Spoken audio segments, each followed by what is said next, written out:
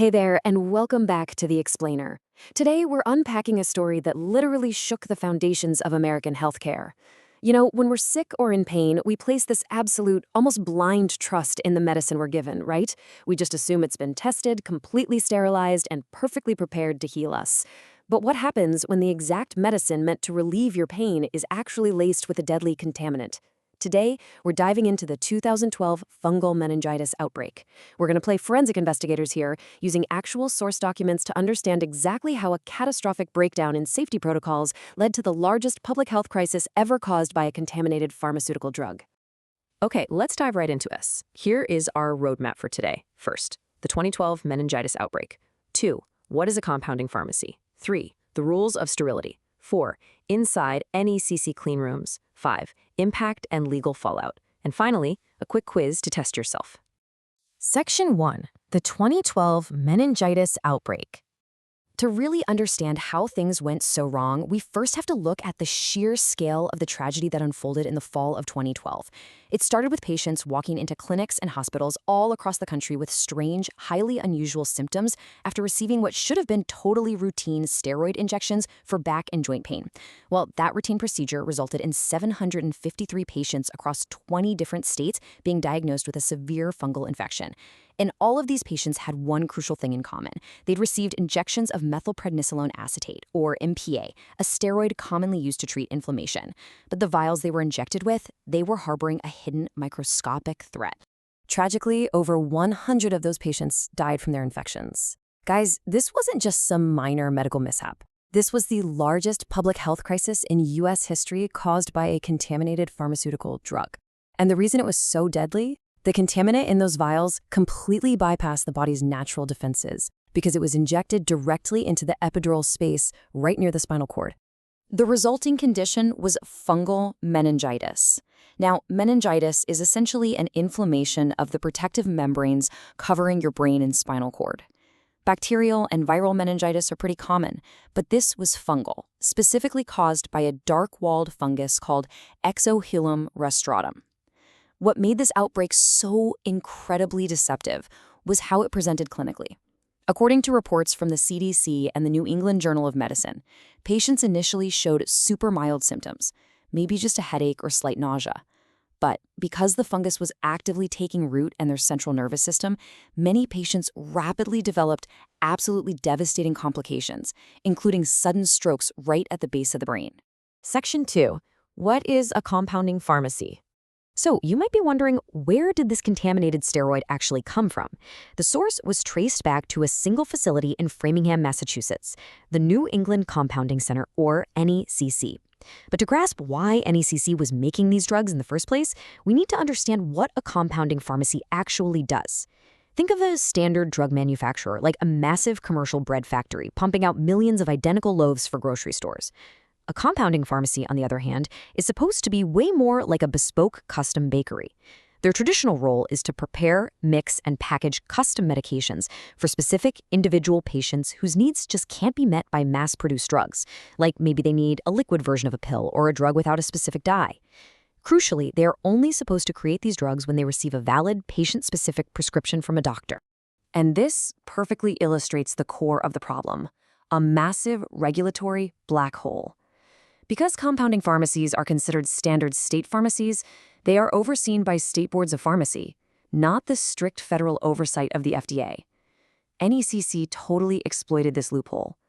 Instead of acting like that small custom bakery, they operated like a massive factory, churning out thousands of vials of steroids in bulk for broad use, without individual prescriptions, all while hiding behind their state pharmacy license to dodge the FDA's rigorous manufacturing safety standards. Let's move to Section 3, the rules of sterility. Now, even without strict FDA oversight, there are absolutely still scientific standards in place designed to prevent death. When you're making a drug that's going to be injected directly into a patient's central nervous system, you are doing what's known as high-risk compounding, and that requires absolute sterility. One of the primary ways to achieve this is through a machine called an autoclave. Just think of an autoclave as a superpowered pressure cooker. It exposes the drugs to high-pressure saturated steam at 121 degrees Celsius to completely obliterate any biological contaminants like mold or bacteria.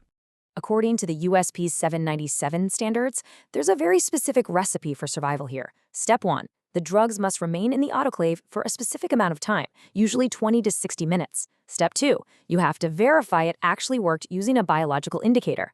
This essentially means putting a highly resistant spore into the machine to prove that if that spore dies, the machine is truly sterilizing everything else. And Step 3, you must test samples from the final batches for sterility, literally waiting up to 14 days to ensure absolutely nothing grows before you ever ship them to patients.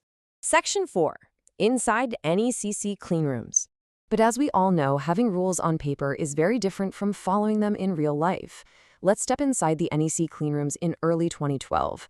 These were under the supervision of head pharmacist Barry Cadden and supervisory pharmacist Glenn Chin. Now, what's really interesting about this slide isn't just that it's a spreadsheet. This is a log from the Department of Justice indictment showing NEC's own internal environmental testing. Compounding pharmacies have to test their cleanrooms for bacteria and mold. It's kind of like a health inspector swabbing the counters of a restaurant kitchen, right? If they find dangerous bacteria, you shut down and you clean. In this case, NEC was swabbing their own surfaces and the gloves of their own technicians. Take a look at the results as we move into the summer of 2012. Week after week, they're getting action-level hits for highly pathogenic mold and bacteria. Now, an action level means exactly what it sounds like. You must stop production immediately, investigate, and completely disinfect the area. But the indictment reveals that despite recording action-level hits in 37 out of 38 weeks in 2012, NECC personnel literally just ignored the alerts. Glenn Chin explicitly instructed his pharmacy technicians to prioritize production over cleaning and disinfecting. So the contamination wasn't just some freak accident. It was the direct result of a culture of deadly shortcuts. Remember those rules of sterility we just talked about? NECC routinely ran their autoclave for only 15 to 17 minutes, way less than the minimum required time. They failed to use biological indicators to verify the machine was even working at all. When the clean rooms weren't cleaned, they just fraudulently filled out the logs to say they were. They used expired ingredients, slapped fake expiration dates on them, and honestly, most horrifyingly, they shipped these untested steroid batches out to hospitals and patients without ever waiting for the sterility test results to come back. Section 5. Impact and legal fallout. The result of shipping those untested, improperly sterilized vials from a literal mold-infested clean room was unfortunately inevitable. But behind all the statistics and the science are real people whose lives were irreparably changed. Angela Farthing, a survivor who received an injection for severe sciatica in August 2012, shared her story with CBS News. She said, "I suffered a stroke, severe fungal meningitis. I was hospitalized for over 2 months. I had to take toxic antifungal medications for 9 months. These treatments are incredibly harsh on the human body, causing weight loss, hair loss, and chronic pain. The medicine she took to heal her back effectively destroyed her health." The legal and regulatory fallout from all this was massive. In late 2012, right as the outbreak hit, NECC voluntarily surrendered its licenses and filed for bankruptcy. By 2013, finally realizing the massive loophole in the system, Congress passed the Drug Quality and Security Act to grant the FDA more authority to regulate compounding pharmacies. And then, in 2014, the justice system stepped in. 14 former NECC executives and technicians were indicted. Ultimately, Barry Cadden and Glenn Chin were convicted of massive racketeering and mail fraud conspiracies and sentenced to prison. It really goes to show that blatant disregard for patient safety in the name of profit carries severe, very real consequences. Section 6. Quick quiz. Test yourself. So the crucial point is that understanding the science and the regulations is exactly how we prevent history from repeating itself. Let's do a quick recap to test your knowledge. First up, what specific dark-walled fungus caused the 2012 outbreak? If you said Exserohilum rostratum, you got it. Next, what machine uses high-pressure steam to sterilize drugs? That would be the autoclave.